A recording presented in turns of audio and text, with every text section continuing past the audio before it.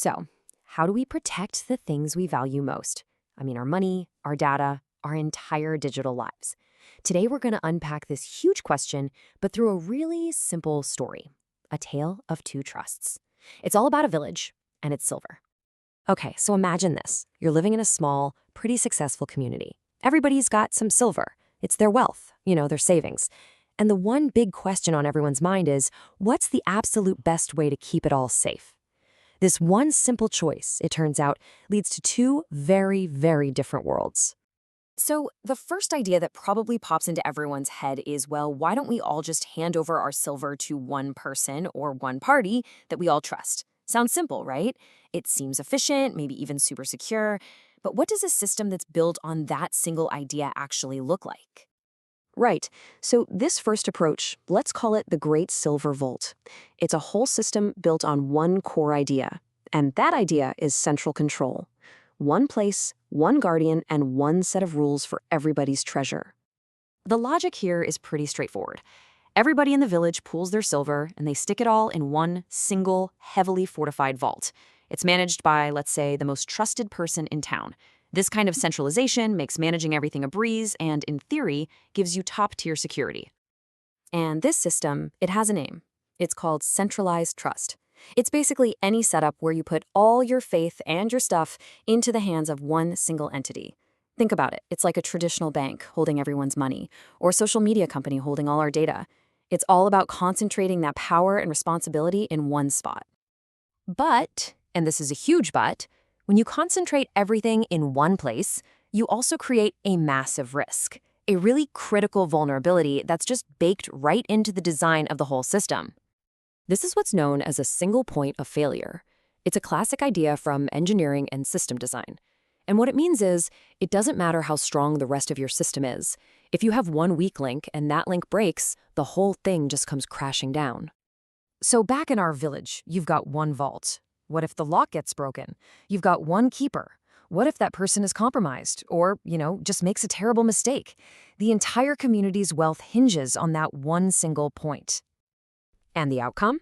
It's catastrophic. It is a total all-or-nothing gamble.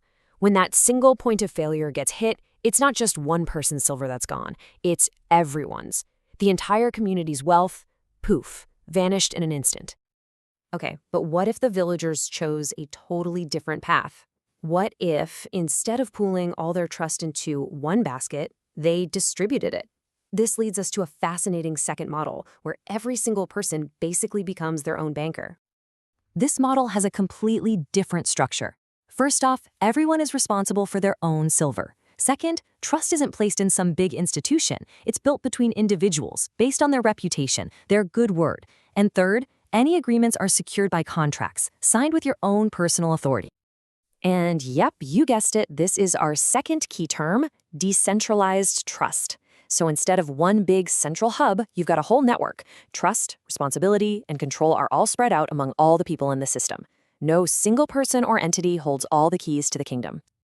In this world, value isn't just about the physical silver itself. It's created when you, and I'm quoting here, lease your good word and the promise of your contract, autographed by your own authority. See, trust becomes this active process, something guaranteed by each person, not just handed over to somebody else.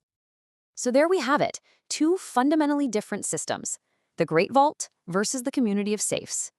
And this whole thing sets up a classic trade-off, right? It forces us to choose between two competing philosophies of security and control. So let's break them down, side by side. This table really lays it all out, doesn't it?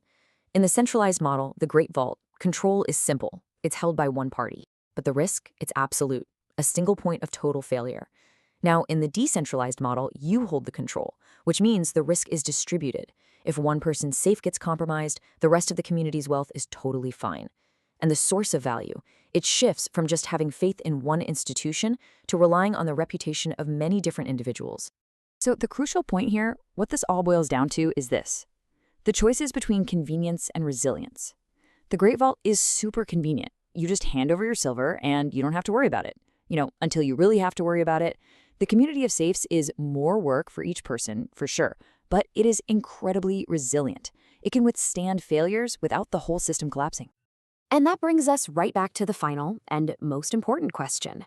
Because this was never just a story about silver, was it? Think about your bank account, your online profiles, all of your personal data. Where is your digital silver really kept? Are you trusting a single great vault, or are you part of a community of safes? And maybe more importantly, which system do you truly trust?